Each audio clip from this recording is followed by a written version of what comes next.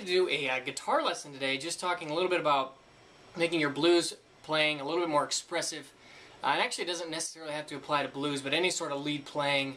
And a lot of people focus a lot on the left hand and note choice and all that jazz, but I want to focus on the right hand.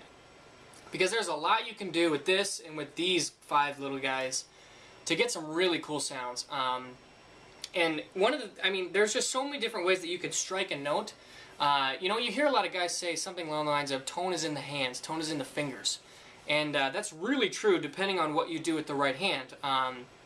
So first thing I would recommend is experiment a little bit with your pick. Your pick actually is a really small detail, but it can make a big difference. For a long time I've used a couple of different picks. Right now I've got these Dunlops. They're max grips, and I actually really like them. It almost looks like they're made out of some sort of like graphite or something, maybe some sort of plastic, but I like them a lot better than the stock Fender picks. I've also used these, I think they're the Eric Johnson model Jim Dunlop Jazz 3s, and these are they're really thick, and they have this pointed edge, and they're really, really nice for playing very accurately, very, very quickly with your right hand. I don't care for them as much with full-out strumming, and I play a lot of rhythm stuff, so they're not as useful to me, but for lead playing, I think they're really good, and they sound really good. They're very snappy.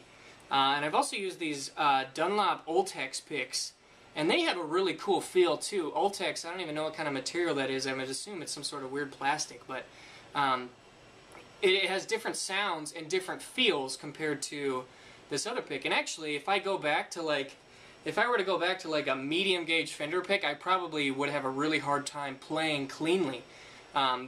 Just because I think that the way that it gets through the string, the way it strikes a string, a lot of the little details in the expression that I hear is a result of being accustomed to a pick.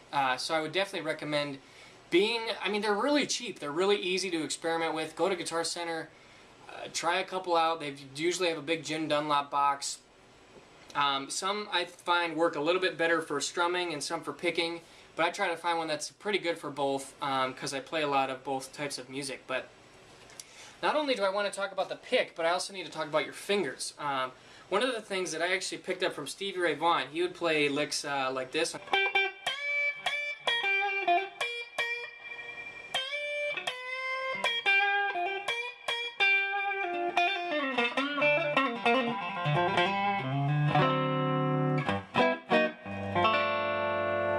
But he would use a lot of his fingers, because I believe when he was growing up he listened to a lot of Albert King, and Albert King played with his hands.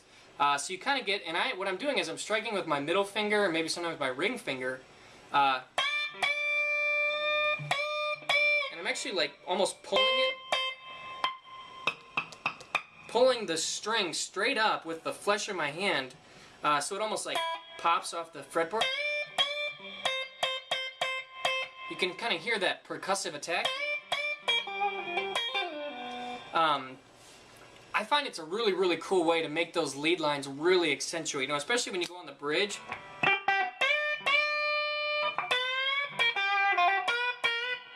It's just a really cool, expressive way to get a little bit of a really bright, stinging type of a sound, because you really do have this you're actually making the string bounce off of the frets, which is a really cool effect.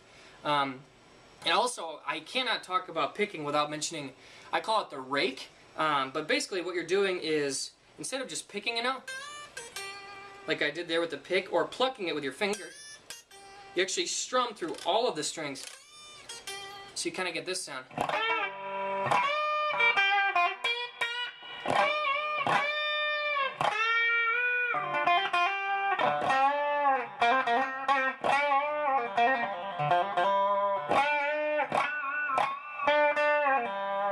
And every once in a while I'll get kind of like this pinch harmonic if I really, really dig in kind of with my thumb.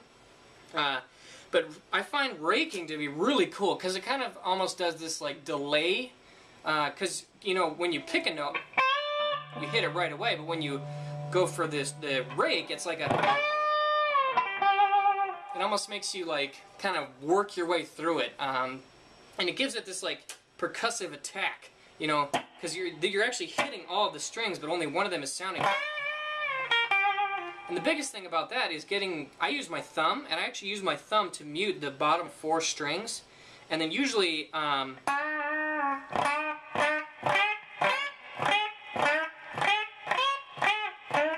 usually can find a way to kind of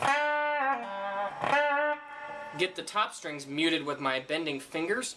So you really need to kind of be particular about making sure your other strings are muted, because you don't want something like this. Yeah, that's no good. You want to make sure things are nice and muted. You know, but really varying up the way that you pick a note or attack a note. I mean, even if you, even where you pick can make a big difference. You know, compared to.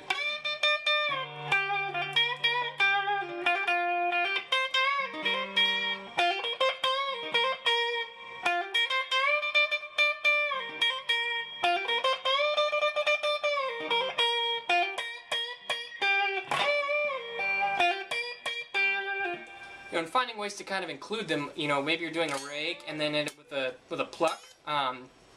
Finding ways to kind of put all those things together, I find can be a really, really useful way to bring a lot of variety and kind of put that extra bit of passion and soul into your notes. You know, and use your ears. Use what sounds best for you. I like to use rakes, especially on these really long, slow bends.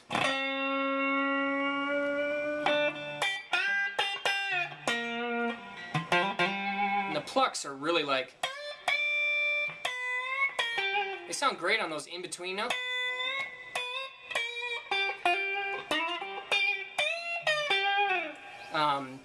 You know, and use a mixture of both. I know a lot of country guys do this crazy thing where they will pick one and then pluck it with the finger.